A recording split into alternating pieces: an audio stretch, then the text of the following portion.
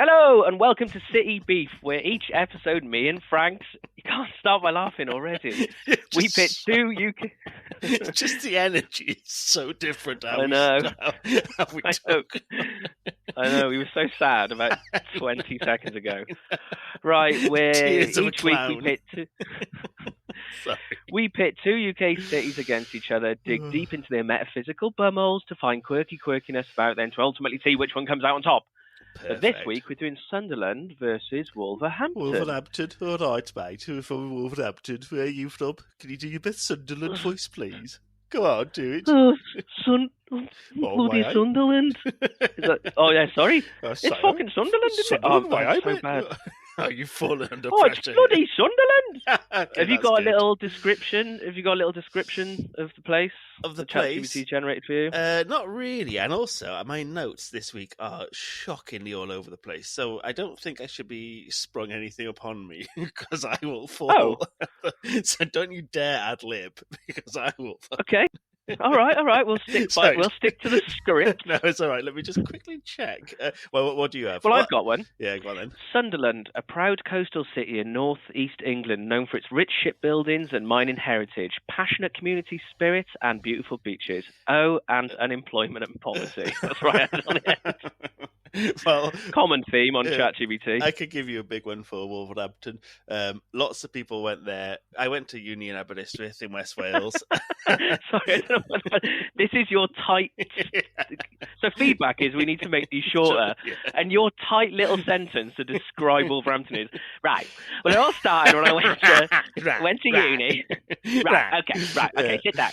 My nan once said, or she wasn't my nan, but I'm going into the woods here. She once said that people from Wolverhampton have never seen the sea before. And I used to say that to my mate from Wolverhampton. I've never seen the sea before. I think like the sky's falling on the ground. And he used to really enjoy that. That was my... That's. Well, there we go. That's it. That sums sweeping statements to generalise your... Yeah. The place where you're supposed to be defending. Great. Yeah. Well, I've got some relatively interesting facts to defend it. How do you want to start? Are we going to start with celebs, or we've been in that off to keep it a bit tighter? Are we going ahead with this?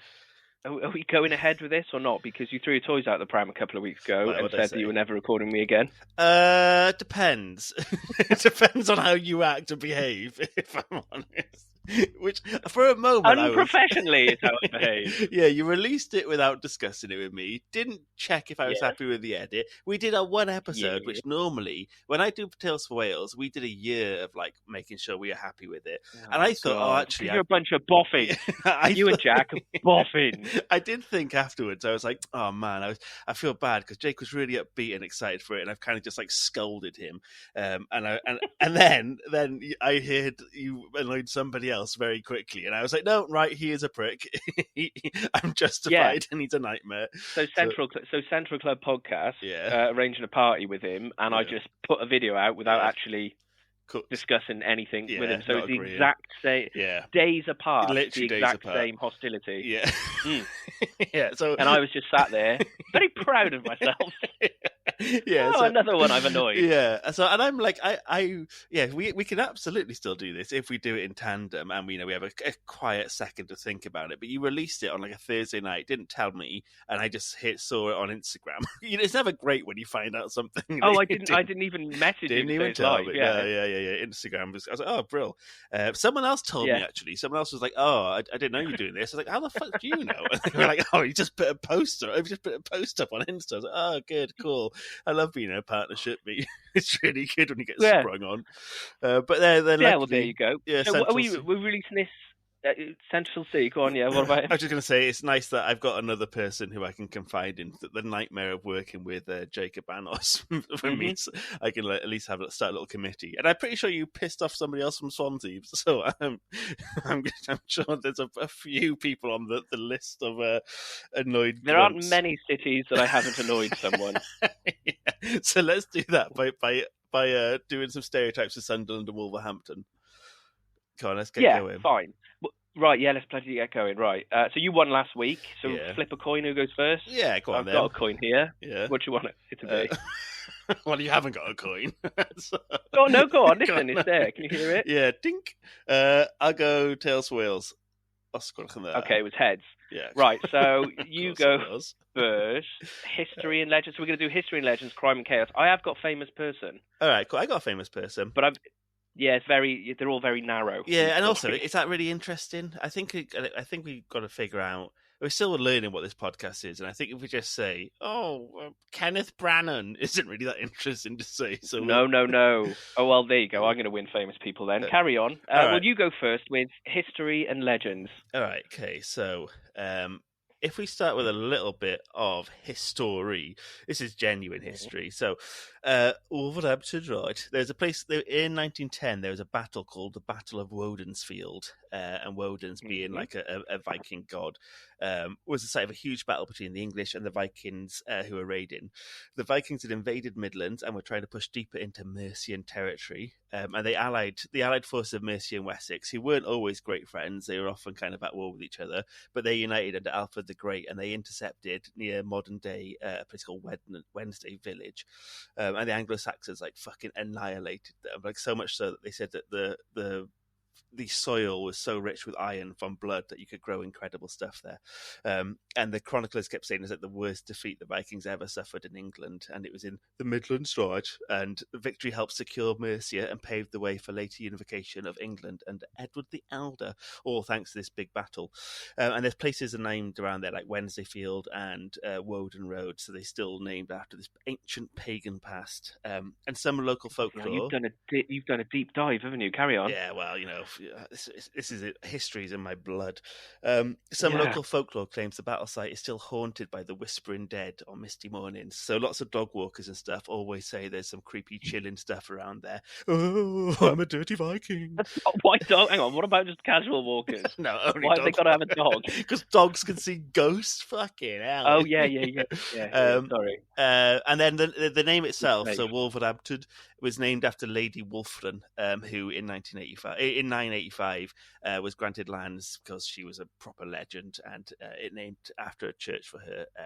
So it's 1985. No, 1885. 985. Sorry, 985. Oh, so yeah. So it's been called. Yeah, I was going to say, did she support Manchester United in the football? That's my only reference to the 80s. Yeah, great reference.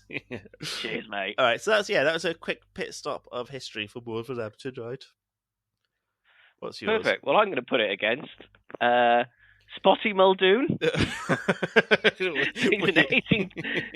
So basically, he's an 18th century, 18th century mysterious foreign sailor or shipwreck survivor. No one really knows, right? He couldn't speak English, so immediately the bigots from Sunderland were fascinated and frightened. Yeah, frightened by him. Oh, fucking hell, mate. What's that? Oh, the bloody hell is Spotty Muldoon. He got his name because his clothes were spotty or something. Don't know, didn't read more into that. That can't be true. It was something like that. He had spotted clothes. I thought the French all wore stripes. But anyway, yeah, so he may have been speaking French. No one really bothered to actually look into it. He's probably Welsh. Could have been. Yeah.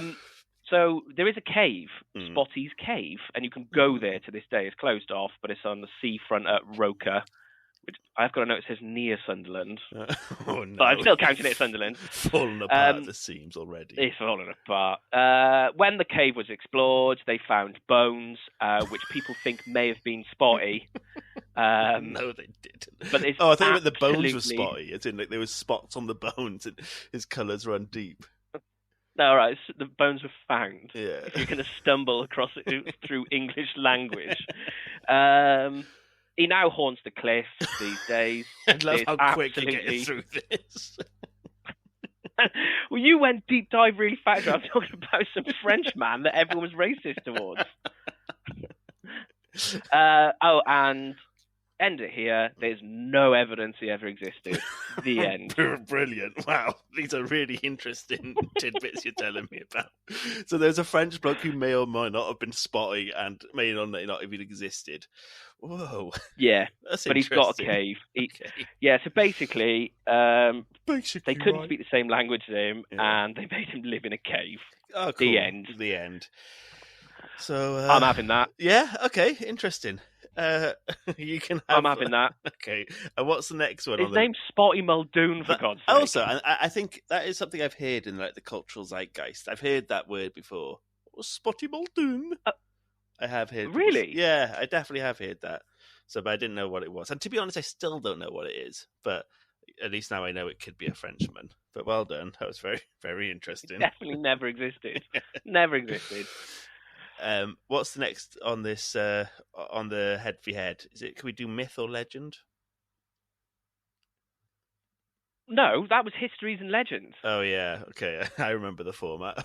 what the? Wait a sec. So the next section is crime and chaos. Have you got anything for crime and chaos? Yeah, sure. I'll find something, mate. Don't you worry about it. Yeah, I do. I have got some. I've got a guy. Well, do you want to go first, or do you want me to? No, go on. All right, Bored cool. of talking now. All right. So my one for crime and chaos is. Oh shit! Let me get back to my notes.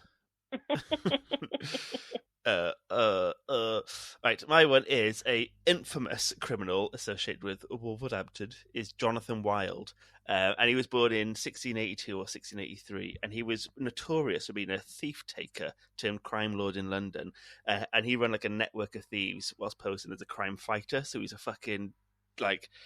He was like being a minister of justice, like, oh, I'll get these criminals, whilst he was the actual bad guy the entire time. So what he used to do... Oh, I thought you meant like, who was the one who owned Oliver Twist? What was his name? Oh, a Fagin. Was he Fagin? Yeah, Fagin, and Bill Sykes was the bad guy. That's it. Yeah.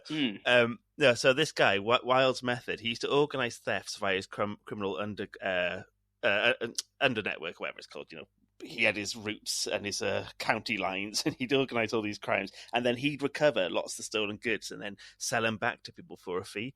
So he used to present himself as like this great public-minded restoring order. He's like, I'll sort all this crime wave out, and like he'd hand things back and charge people to get their stuff back, but he was actually the one doing it. And he was getting away with it for fucking ages as well, until he was. People hadn't realised, because he was always the one to find out where this stuff had been stolen to, and they were like, how come every fucking time, John, you figure out how to get all our stuff back? And they realised, put it together, and then they hung him up in 1725, and he got his comeuppance. But wait a minute, so he was the one stealing the stuff. Well, and he was organising it to be stole. So he'd be like, right, I've got my criminal underground of network here. I know for a fact the butcher. Oh, so he was a grass as well. Yeah. Yeah. So then he was a rat. This man. He was an absolute toe rag, and he would like he'd know the locals and know like what they were up to, and say, oh, the butcher's got a bunch of pig in, and then he'd get his criminal network to steal it, and then he'd go to the butcher, mate, I've recovered your stuff, if you give me the money I can go get it for you, and then he'd sell it back to them, and he was doing this double role, and he was called Jonathan Wild. And then another thing I noted was apparently it's still not massively great, because Operation Red Fox is a campaign by the police to target serious violence and gang activity, but it got a little bit bleak, so I didn't read anymore. So I left. I go down the bleak tangent, because sometimes you go really far down and think, oh, it's a comedy podcast. Yeah. I can't disclose this one. Right. My turn. Mm-hmm. And mine is the case of the Rye-Hope pit pony. So there's a bit of detail here, so I'll try and bang it all out quick, sharp. You don't have to be too quick, I reckon, mate. Take your time. You've got plans at 7. It's 6:15, right? Well, we'll just see how many we get through, isn't it? We don't want it to be a whirlwind for you. Who's that? I just did a beep. You'll hear That's lot your of taxi beeps. arriving already. Oh, actually, yeah, wrap it up, Jake. Come That on. is mine. Right, so in 2009, there was 2 bronze pit pony statues put at the entrances of Rye-Hope, and it was to honour the area's mining heritage. So we all know what a pit pony is. Yes. God, so we're all stupid. Yes. So huge bronze statues. Now, people stereotype Sunderland as rough and run down, hard drinking industry. My kind of place. So naturally, one was stolen on the 30th of September 2021. Now, at that point, it had already been stolen, but they gave it back. So it's been stolen twice at this point. But the first time it was stolen wasn't really documented. So chalk it up, it's been stolen twice. So it was empty. In November 2021, the pupils of the local infant school replaced the pony with a lovely wire and plaster cast version of the original statue to restore community spirits, which it really did. Until someone stole that. Oh no. Yeah, so someone actually stole that as well. How bleak. So then it was empty for a while, and then there was a rocking horse up there which went viral in 2023. It was all over the news. That was stolen. God, so remember at the beginning I said, yeah. Remember I said there was 2 statues? Mm-hmm. The other one was never stolen until August 2024, when the second statue was stolen. In early 2024, the first statue where the rocking horse, was for a bit, and the plaster cast stuff, so that was actually replaced. By summer of 2024, you guessed it. It was stolen. Oh. I don't know if there's a horse up there. Well, in May 2025, a mysterious fiberglass statue was put up there, which people think was like a local artist, but I don't know. I'm going to assume it's gone. It's 6 months months a couple ago. of months ago that has been stolen. Yeah, that's gone. So there you go. There's the local Sunderland people just stealing a statue. Oh. Thoughts? Well, I reckon my con man is a bit better than a horse getting constantly robbed. It's bigger, isn't it? Yeah. So can I have that one? It is bigger. How good's your famous people one? Well, I don't want to do famous person. I want to do myth. So you do your famous person. Okay. And I think maybe this could be a comment for offline, but we could start trying to go down God. No, because it's going to be you being angry at me on voice note again. But I got a new idea. After this, Shut up. We haven't planned this again. I was thinking we should do myths and legends and find out like urban myths and then hot ghostly stuff, because you like your supernatural nonsense. Every time I look into the history, I get bored. You're the history buff, but this is why I covered Spotty Muldoon. Yeah, but imagine instead of doing like famous people, we did urban myths and or ghostly stories, because I think they're a bit more of a laugh. Right, go. Right, well, why don't you just do myth? Yeah, so I bet it'll be a person, won't it? It's a person, and I think the myth from I found for Wolverhampton did make me laugh. It's called the Cannock Chase Pigman, and it's the legend of a creature with the body of a man with the head of a pig, and he runs around the woods and the old mining shafts, and people believe he was a result of a World War II government experiment gone wrong, where the human was supposedly fused with an animal in a secret lab, and it was. This rumour started in the 50s, carried on in the 60s and 70s, and then by the 80s, teenagers used to dare each other to go into the woods at night to summon the pigman. And I love the idea, because it's such a fucking stupid, easy thing to go, oh, look at and you are, respectfully, the Pigman of Cardiff. I was going to my note was going to be, and tonight on the show, we have Cardiff's biggest pigman. But you got there before me, you rat bastard.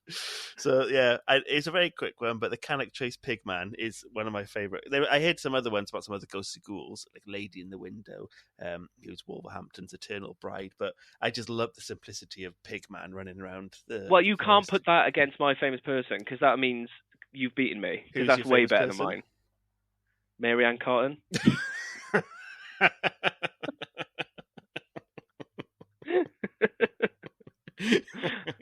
Yeah, like I said, give you any more information about her. This is why Google it yourself. I said we should have done a few episodes to figure out the format before we just release them. No, this is going out as it is. Yes. It's gorgeous. Yeah.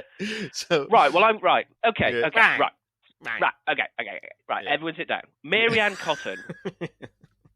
One of Britain's most infamous 19th century serial killers, and often called Britain's first female serial killer. Go on, girl. Although there was loads before her. Go on, girl.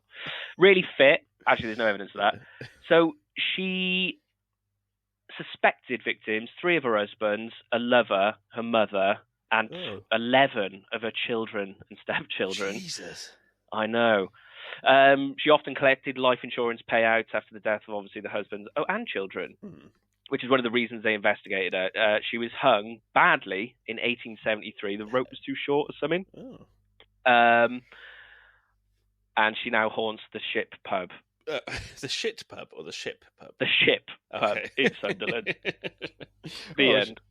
All right. Well, at least yours is real. Pigman's won it. I don't know. Yours is real. No, yeah, actually, I'm having that. Yeah. Right. Okay, so it's 2-1. Yeah. 2-1. I win, and I've won the episode. Yeah. We need a celebratory on Riverside. Yeah, you can do cheers and stuff. You can go, way. Wait, how do you do cheers then? Oh, I don't know. I mean, I just normally do it post. And let's have a little look. Oh, hang on. I'm just doing it now. Pushing live. There you go. Blaring in people's ears. Yeah. And if we say something funny, I can whilst it loads. Oh, lovely. All right, now, there you go. I'm not the producer for this, so I haven't got access. I can't do any of these myself. Sorry. Yeah, so there's some funny bits and bobs. Right. Random interesting fact. Go on, Okay. I'm not bothered. Yeah, let me just find my interesting fact. You go first whilst I find my notes. Sorry, I was in between doing the... Sunderland, home to the world's first ever modern light bulb factory. Oh, is that interesting? That'd be rough. My interesting fact that I definitely found... oh god, I can't find anything on here. Oh no, here we go. These are so uninteresting. Wolverhampton claims to be the place where Britain's first traffic lights were installed. Beautiful. Loved it. Yeah. Love it. Yeah. Right, well, thanks for listening. Yeah. Everyone subscribe or something. What do they do on podcasts? Follow. Drop a review. Comment. A review is really helpful early on. I would say we're still very much, as you hear, discussing these live as they go out. So the format will probably change and we'll figure things out to be a little bit tighter. So bear with. And shut up.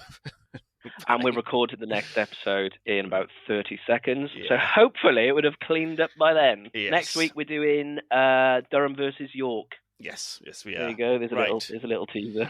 Thanks for listening. And love you. Bye. Bye. Bye, everyone. Bye.